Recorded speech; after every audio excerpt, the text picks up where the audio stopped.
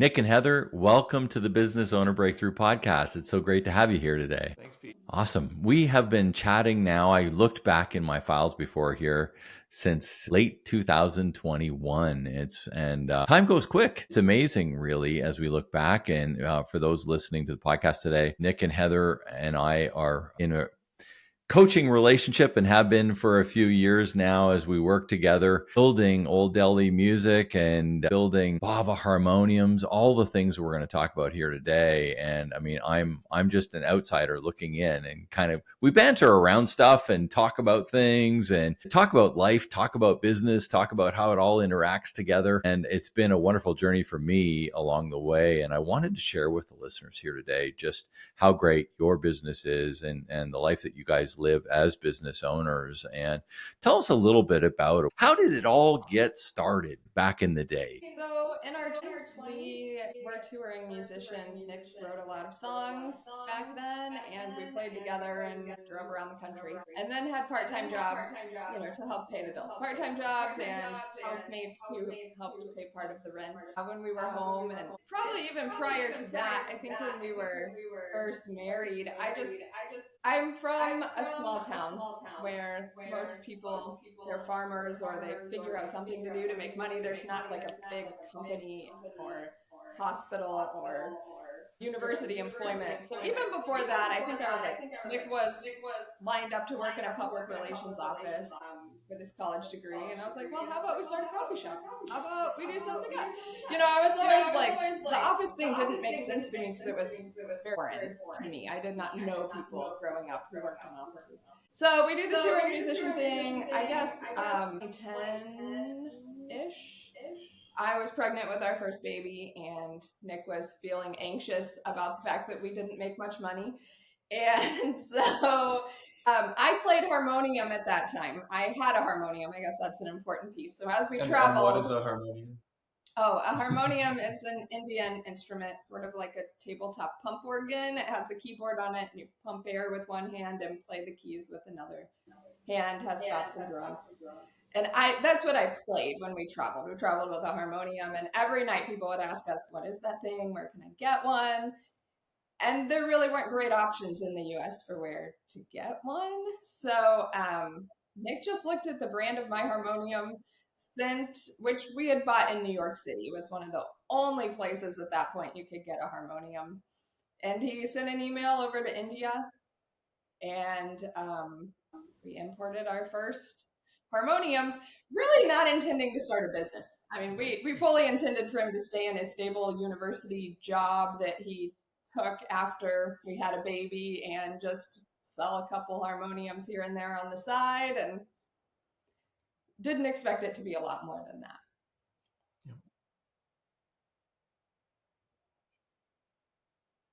Yeah.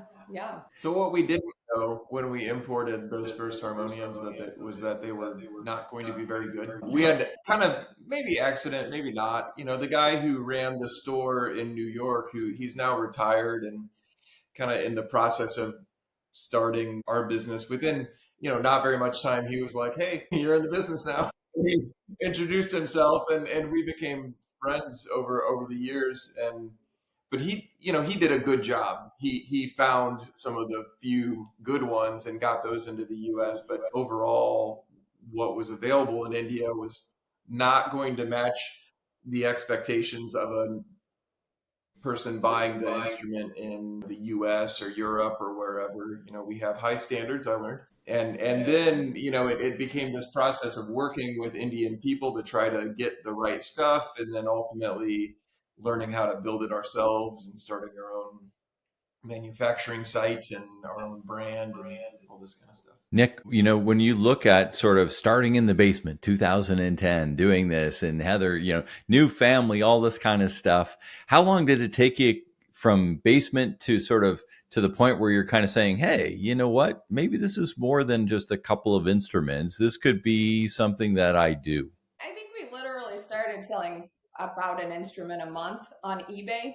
And like Nick said, they were in horrible condition. They had to be rebuilt before we could ship one out. So it was very hands-on, very intense. Yeah, that first shipment, I was just, I could have gotten it. And the rational thing that a lot of people would do would just say, this was dumb. It was a bad idea.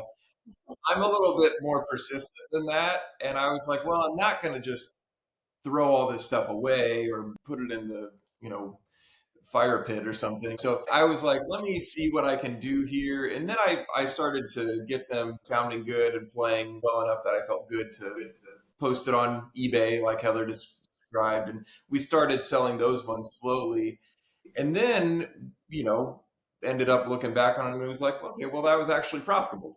And then I had some opinions, and I was like, well, I won't order those again. But these ones were actually pretty good, and we just started, narrowing in on stuff that we thought we would want to sell. And at the same time, made a little website and then moved away from eBay relatively quickly. The website started selling everything, and it was very passive. And honestly, as well as anyone, has kind of remained this passive evolution just forever, for 15 years now, where we've never done a lot in terms of active marketing. And that started right from, I had a full-time IT job at the University of Illinois. We also, at some point in the first couple of years of the kids coming into our lives, we bought our first foreclosure house and started turning that into a rental property. And, we just had our hands in all kinds of things. So yeah, I wasn't trying to push growth. It just, the growth happened. And by 2013, we decided, or you said, so Well, which one's yeah. going to be your job? I was trying to place where that was. There was one point where he was working day, night, weekend, just always working. It was like working a university job and then coming home and working on harmoniums, and weekends were spent on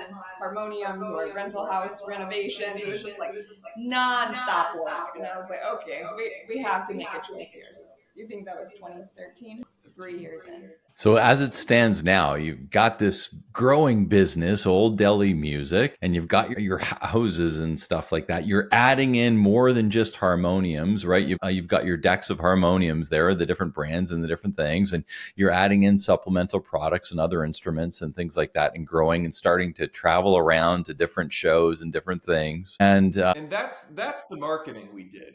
Was more, we found out from customers that actually there were events where people were using harmoniums as their primary instruments. There were entire styles of music and things that we were just not familiar with. And so we just kind of started going to where those people were and setting up at those events and meeting people. And a lot of that still is our best marketing.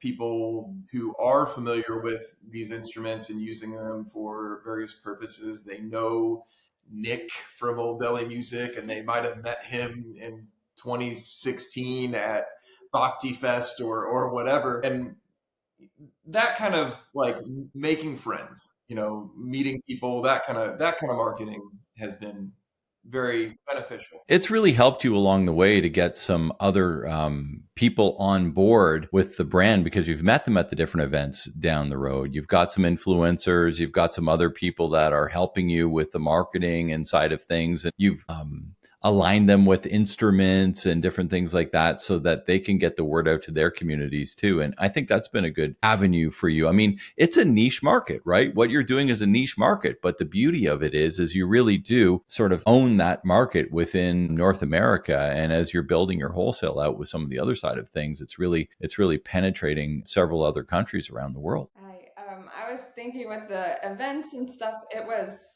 it's probably kind of a risky thing to do. Like we loaded up our kids and maybe not the dog. I don't know. Sometimes we take the dog too, and we loaded the back of the van with instruments and like took off to California, I guess. Or did we take a trailer? I don't know. We started in the Midwest, and then we heard about, the big ones are in California, and it was just kind of a slow evolution, buy a enclosed trailer to bring everything in, and then you're going to Colorado and going to Georgia or wherever, and then eventually made it all the way out to California, and I mean, we've done that for the better part of a decade.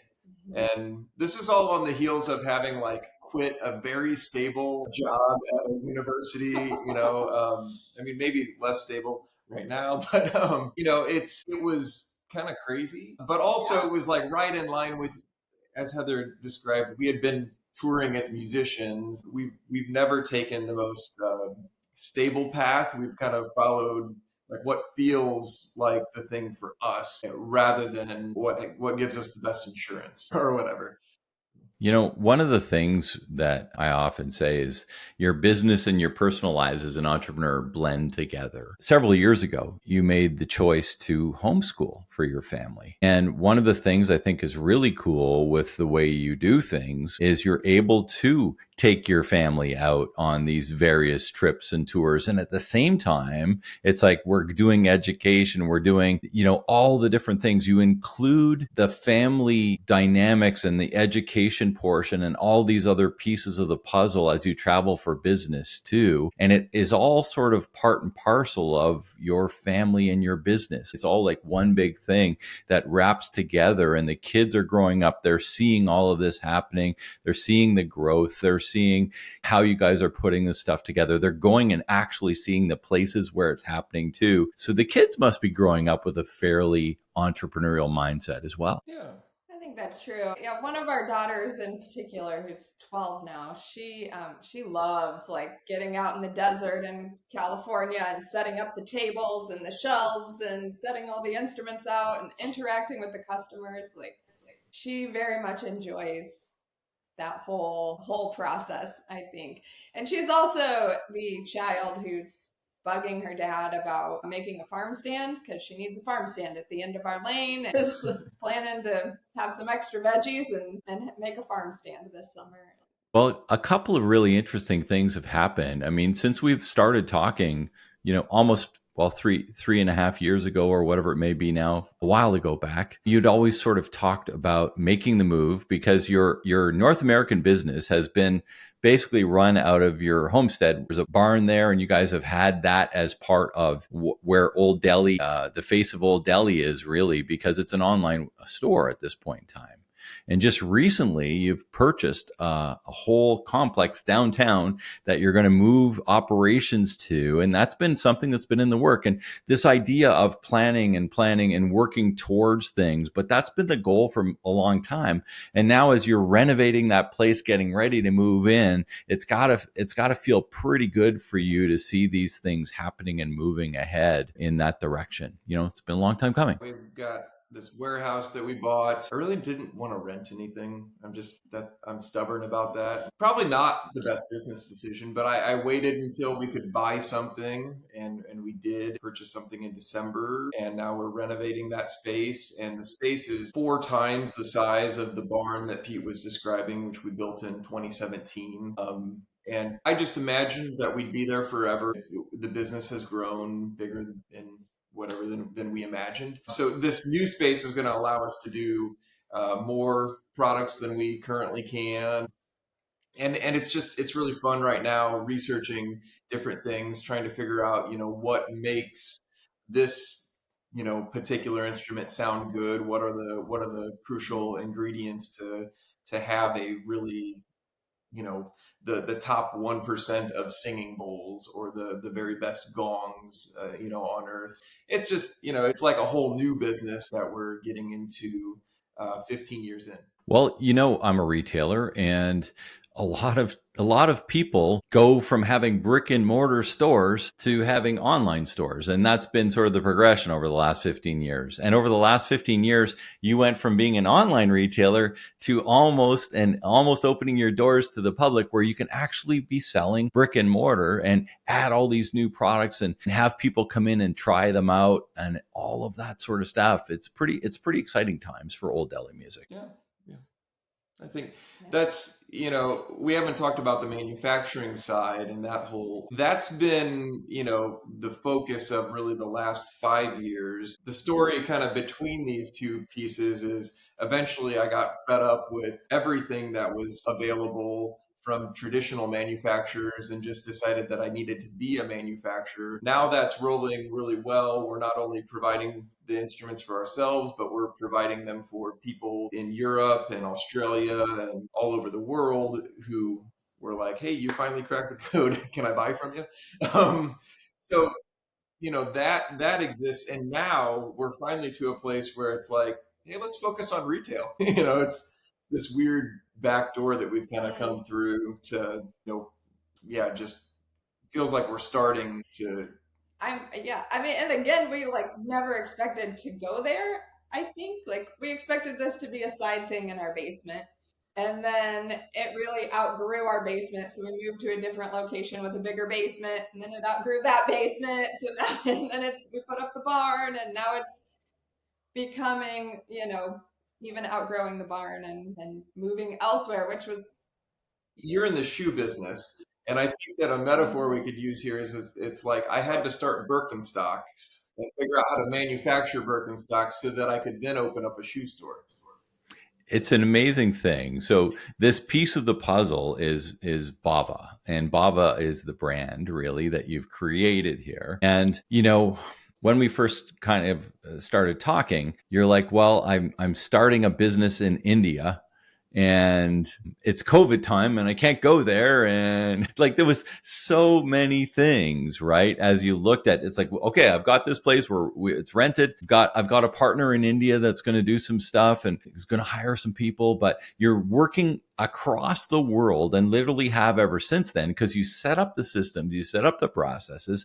Yes, you've been there a few times, but you haven't been there that often for actually doing the amount of business that you do out of the factory, with having give or take 25 people working for you, building instruments over there every day, and then taking those instruments, shipping them across the world, including back to you in the States to supply your old deli business. But they're supplying all these other businesses too. And you've gone through all sorts of different things along the way. Tell us a little bit about the journey of saying, okay, I'm buying from other people, but now I'm going to create my own. What made that decision? And I know you said quality was one of them, but what was the last straw to say, I'm doing this and let's make this happen? And then there's that journey too that I'd like to explore. Yeah. So in 2017, 2018, I had a friend who was kind of newly divorced. He came in and we were like buddies. We would go get breakfast together. And one day at breakfast, he was telling me about how things were going and things he was thinking about. He was an attorney. And Jacob said, hey man, I just need to change things up.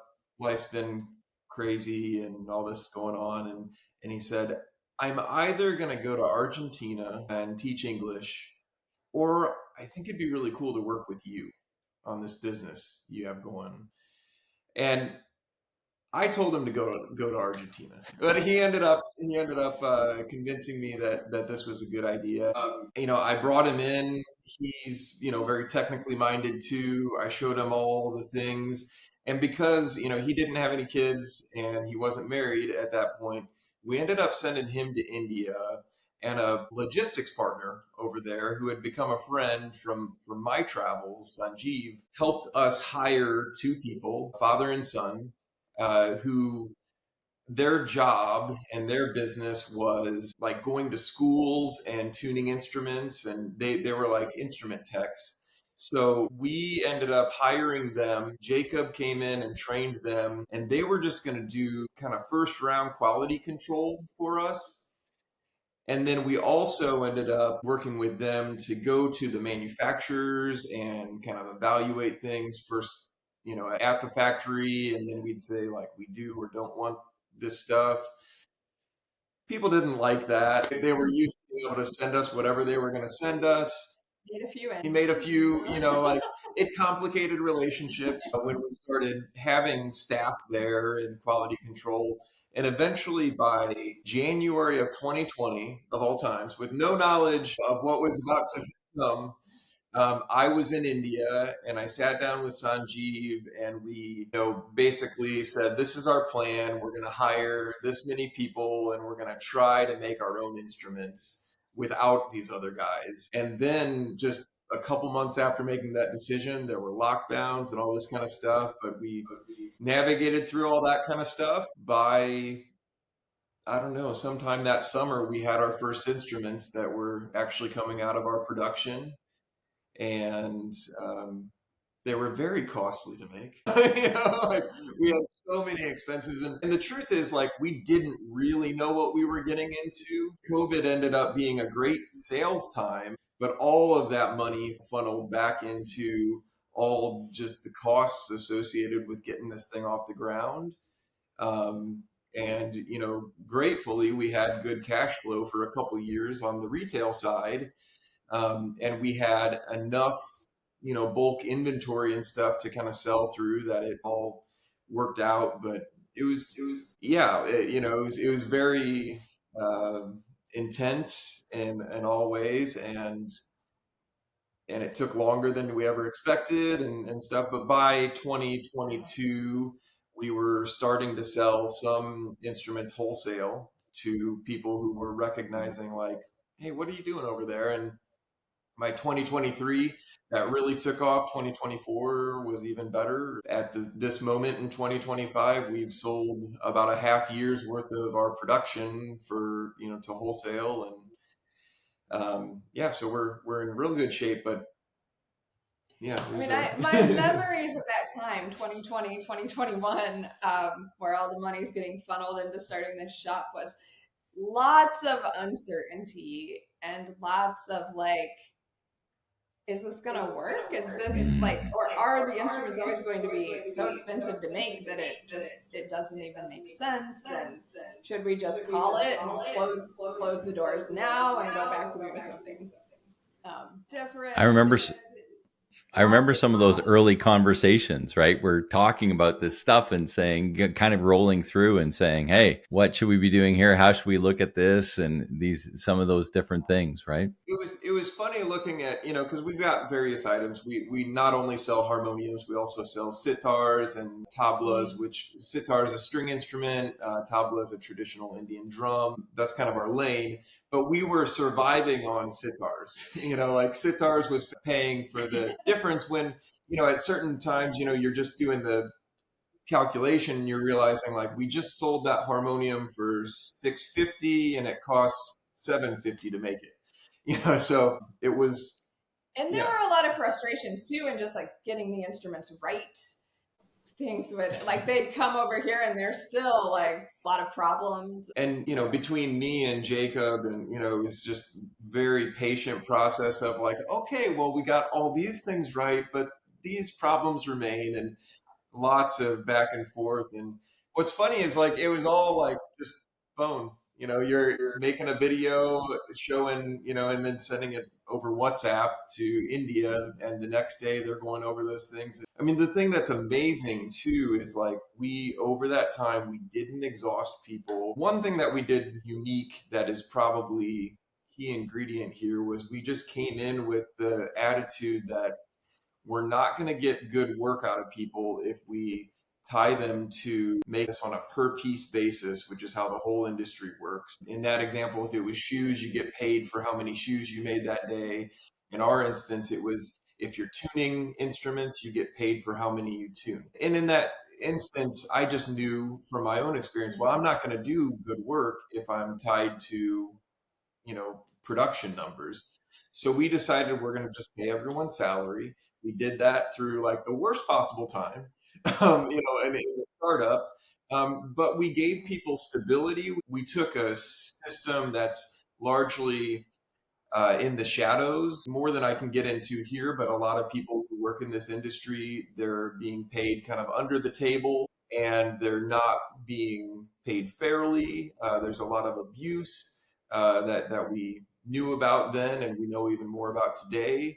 But we said there's going to be, everyone gets paid above board. Everyone has access so that when you pay your taxes, you also get all the benefits that come with paying those taxes. You can go to the hospital, you can go to the public schools, you can do all these things. And so it's great for their families, it's great for them.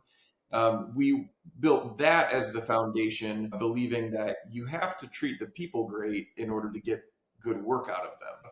And if ultimately we're going to then, on the heels of that, ask for, all these things that we're going to have them do different than any other shop in India, and they all know people working all over India making these instruments. And they say nobody does it like this, and I'm like, but we're going to, and hopefully you can be patient with me because I've been generous to you. And I think the culture there is the amazing thing, that family culture that you guys have built since day one. You have it at your home, you have it in your American operations, you have it in the community that you guys are selling to. I mean, it's a big community, and it's a community that everybody's feeling good and in a good space. And I just love the idea of what you've been doing over in India around creating this family. And I mean, I'm thinking right now of the one time when you guys a couple of years ago went over there and took a whole bunch of photo shoots and different stuff, and the big family. And it's like, everybody's happy, everybody's doing well, everybody's treated well, everybody's working towards common goals. That's how business grows, when you're treating your team and you're treating the people that work with you as awesome as you do. I mean, I can only imagine that a lot of their friends are wishing they came to work for you. And another interesting thing is that, not only are you growing here in North America, but as of one of our last calls, you were saying we're starting to look, and you doubled the size of your shop about a year or maybe 2 years ago, right?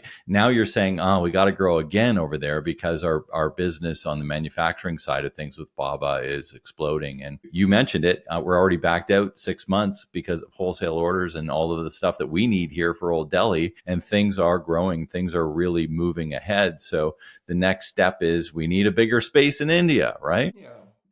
And just, within reason. And a lot of it, this is a 15-year story that we're talking about. So we don't do anything too hastily, and we're absurdly patient, probably, to your frustration at times, but that's just, I don't think that we want to do anything that's uncomfortable for us or for other people. So yeah, we're looking at right now our operation, because we started it just, renting one space.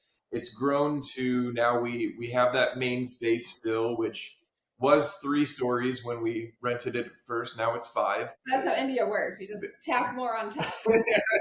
And they do it so fast. It's In Delhi. crazy. And in addition to that space, we've got another place where we store lumber. We've got another space where we do all of our carpentry, because that space is zoned properly for industrial. It had the right kind of power grid to, be able to use a CNC machine and use an industrial table saw and all this kind of stuff. 3-phase power. That's what we needed there. So anyway, so we've got 3 spaces, and they're all a distance from each other. So there's a lot of inefficiency. So what we're looking at is if we go about 35 kilometers out into a currently rural area surrounding Delhi, and we buy a piece of land and we, build our own manufacturing site there on one level, we could just have a lot better efficiency. We're not necessarily looking to be gigantic or anything, but it just bringing everything together because it's already grown in such a way that it really doesn't make sense. We never would have designed it this way. We've talked to, my 5P model, the promise, the product, the process, the people, the profit. We've talked about sort of the product a lot. We've talked about the people. But you're a person who really hones in on process and really does a good job with aligning process so that things happen, as well as aligning accountability. And I think that's one of the key things here. And for those listening, I mean, you guys are running a business across the world. And how many times have you been there in the last 5 years? Maybe 4 or 5 times? Twice. Yeah, I guess. Yeah, 3 times. And, all of this is happening because you have good people in place, because you have the right culture in place, because you have the right process in place, because you actually align and assign accountability to the people that are able to make the decisions so that you can have these things happen and your business can grow at the pace that you want and feel comfortable with. And I think that's really some interesting things when you think about this progression. And we've been through this, and you said it yourself. It's sometimes frustrating. It's like, let's just go. And I'm saying, let's just go, because that's sort of my nature. And you're like, well, we're going to look at this a little bit more, and but that's good. That's sort of bantering back and forth around this stuff, and I think my job as a coach is to keep you guys thinking about all these sort of things, and your job is to understand that whole how it fits into the life and the family, and how you guys want it all to happen, right? And I just think going through this stuff with you over the last few years has been so interesting. And the growth journey to me is the proof that you're doing what you need to do, and you guys are still enjoying all of the things that you're with your family, and being able to take them out on these awesome trips and do all this stuff along the way. Not too many people have the opportunity to do that while they're actually bringing in a good income and enjoying growth and all the other things. And what could you say to somebody who's thinking about this sort of now, and talking about, say, the homeschooling side of things, talking about the way you guys live, talking about the way you do business as that sort of couple, from a couple perspective? What could you say to somebody who's thinking now about maybe the time is now and maybe we should embark in this journey? And how do you feel about the last 15 years for you and your family? I'd say start small and expect it to be a long road. I think a lot of our culture is very impatient and wants instant gratification, and I don't know that that's ever been our expectation, and that's been helpful. If you set your expectations low, like because 15 years later, it looks like we had some brilliant ideas, but the truth is, like, I think I told you this the other day. I didn't even know. I don't think I even identified myself as an entrepreneur until several years in, when other people said, "Oh, you're an entrepreneur," and I'm like, "Oh, I guess that's a thing." Um, but just one very small step at a time is the way this has been for us, and very conservative steps. Um, we really, it sounds like risk, but in 2013, when I decided to leave the university, I already had $100,000+ worth of inventory sitting in my basement, and paid for with cash. I had never taken a dime out of the business, except maybe to go towards putting into like a rental property. Everything we were reinvesting, we were living on that university salary. And then, did it look like a risk to some people? Oh, you're going to give up that salary? Yeah, it did look like a risk, but also I knew that the worst case scenario, sell down that inventory and figure out the next step. It was a risk, though. It was a calculated risk, but it was Yes. a risk of giving up the stable salary that came in every 2 weeks. And they were actually offering him raises, trying to keep him there, which then it's even harder to give up the stable salary. It was a risk of giving up really good health insurance for subpar health insurance. We still have health insurance. It's not as good. It's so there were risks, but it was a calculated risk too, and it was a lifestyle choice, like what you talk about. That it's what lifestyle do you want? Do you want to be going to the university every day for and working for someone else, or do you want to try this other thing and have the independence? And I don't think for us, like, I don't think that we would want any other life, but certainly, like, it's so complicated, everything we're talking about. Like, if you're not ready for all the complications and all the unexpected bumps in the road, and the uncertainty of launching this thing, and making minimum payments, those months, like, and things like that. Like, if you just can't stomach that, then you're normal, and that's okay. And, like, it is easier to send your kids to school where a teacher can teach them. It is, but also it's really cool to be out there looking at the painted desert and having your daughter tell you what the colors are, when she's 2 years old, and have that memory. So it's like really high highs and really low lows, and you just gotta kind of keep a cool head through all of it. And I think with homeschooling too, we've always said we're going to take it a year at a time. And I mean, I think with business, with homeschooling, like all of it, take it a year at a time, because it's, our oldest is 14 now, and I did not expect we would still be homeschooling. I never intended to homeschool in the first place. We kind of happened into it, and he's thinking he might want to go to high school. So again, it's a year at a time. Is he going to high school next year? Is he homeschooling next year? How's that going to affect our lifestyle and our business and all the things? Yeah. So that's good. In summary, start small and focus on the little steps and 1 year at a time. That's the advice. Looking ahead, let's frame sort of 3 to 5 years from now. And you're saying take it 1 year at a time, but I'm actually asking you to reach out and say 3 to 5 years from now, what are you seeing? Where do you think you'll be at with both Old Delhi and Bhava? Where do you think you'll be at with sort of the family and all of that kind of stuff? And how does this look? What do you think you'll be doing? Say 5 years from now, as we speak here, February 2030, it would be. 5 years from now, we will have our first child in college. Yeah. We will have survived this upbringing, and likely we will have the means to help him, with the expensive tuition and these kind of things, because we've been fortunate in that way. And I think that Bhava will, in the same way Martin Guitars is a guitar brand that will stand the test of time and has. I think Bhava is going to do that. We have another brand. I won't say anything about that right now specific, but that's going to be launching this year, and it's a whole different styles of instrument. And I think that's going to exist and be doing well. Excited for that one. And I think that probably our wholesale business and this brand, it might really have continued to exceed expectations.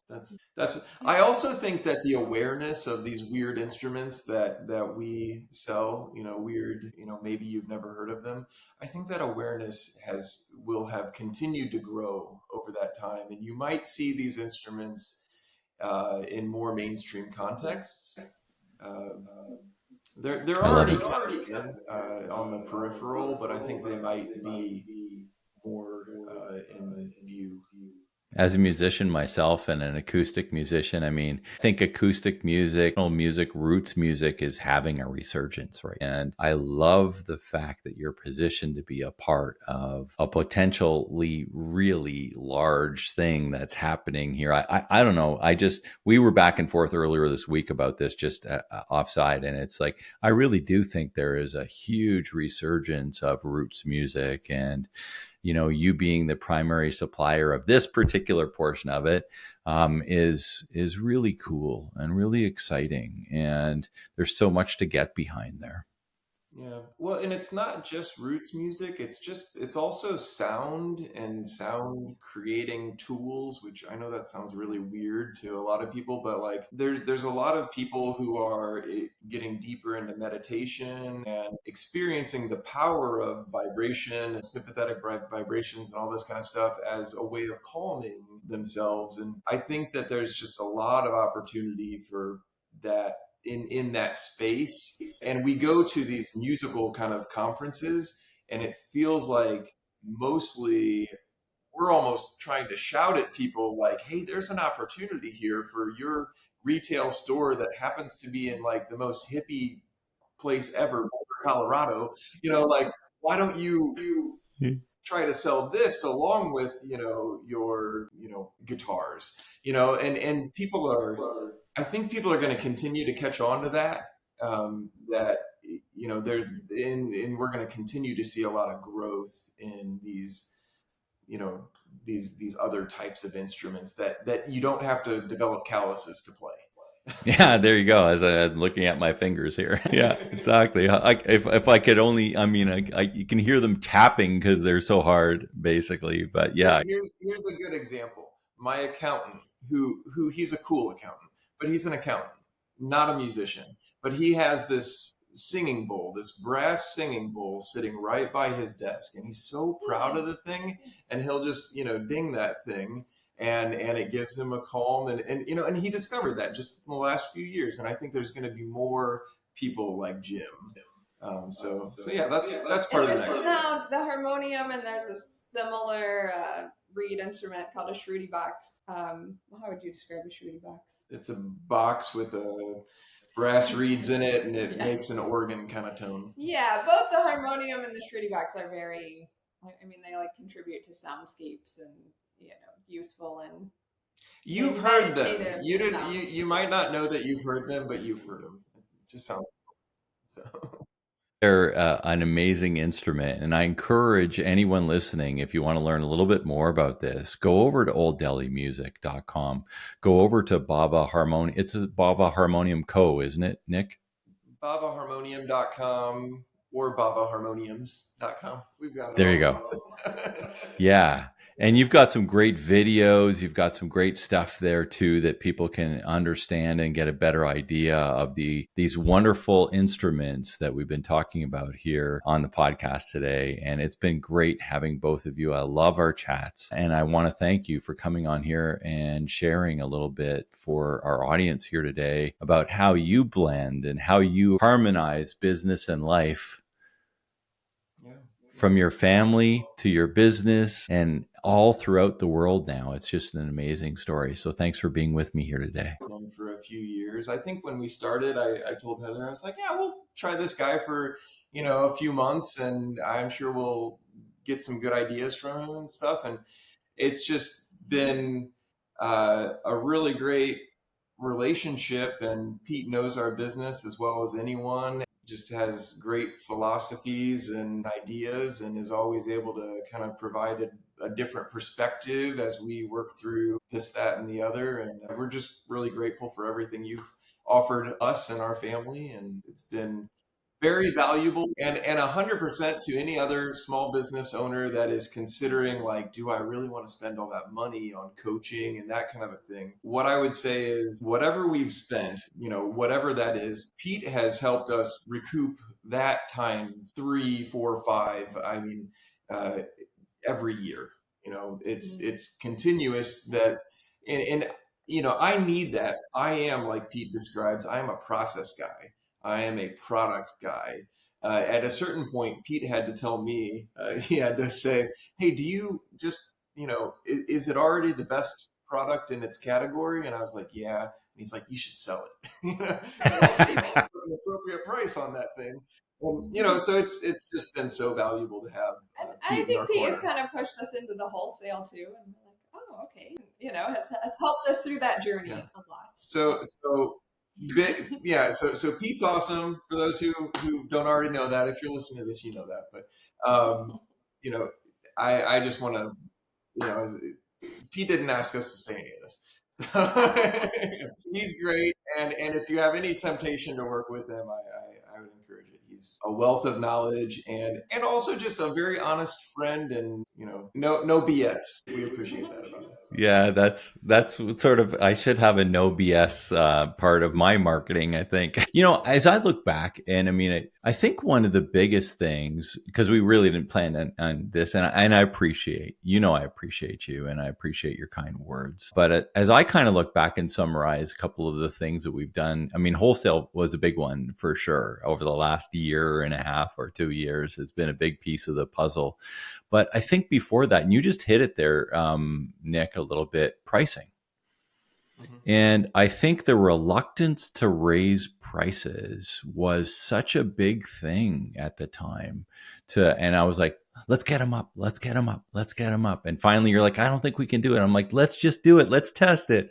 And it's like, oh, we can do it. And it's like, let's do it again. And so it was one of these things to say, you know what? You do have the best quality instruments in the entire world, and people will pay and want to pay for the best ever. And when you're in that sort of situation, it was like, wow, we can actually do some stuff here and not only lead the market in technology. Because one of the things we didn't talk about today, Nick, is the fact that you guys are leaders in technology, research and development, and all of that stuff. You've made some significant improvements in these instruments compared to what's been done over the last 50 years. And the instruments that you're making these days with Bhava are not even comparable in some cases, the way the fit and the finish and the end product and the quality and the design and the look. I mean, you have revolutionized the way they're made. The sound, yeah. I mean, this everything about it has really revolutionized the industry. And when you are leading the industry like that, and I know you've got some interesting stuff. I've seen some pictures here this week come through, some interesting stuff that's coming up again. And research and development costs money too, right? And that was one of the ideas here. It's like, hey, if we're going to do this and we need more money to build some new technologies and stuff like that, it's got to come from somewhere. And so many different things along the way. And truly, like, without these discussions and without that encouragement, like, we would not have been able to afford to get from where we were to where we are today. So it has not only been necessary and yeah, so anyway, thank you, Pete, for meeting us when you did, and it's been a real pleasure, I think, for. I agree. And I'm looking to continue on our pleasurable conversations and all of that stuff as we continue to grow Old Delhi and Bhava down the road. It's an exciting time and some new stuff coming out too. So Yeah. Until we see each other again, thanks so much again. And thanks to you, the listener. And please reach out to Nick and to Heather. Take a look at their websites and experience some of these awesome instruments, at least on YouTube, at least on the different ways that you can do it virtually. But then you can actually get one to your home too, which is going to be even more exciting. So thanks so much. Really will do that. Yeah. We'll talk soon. Make it a great day. Thanks, Pete.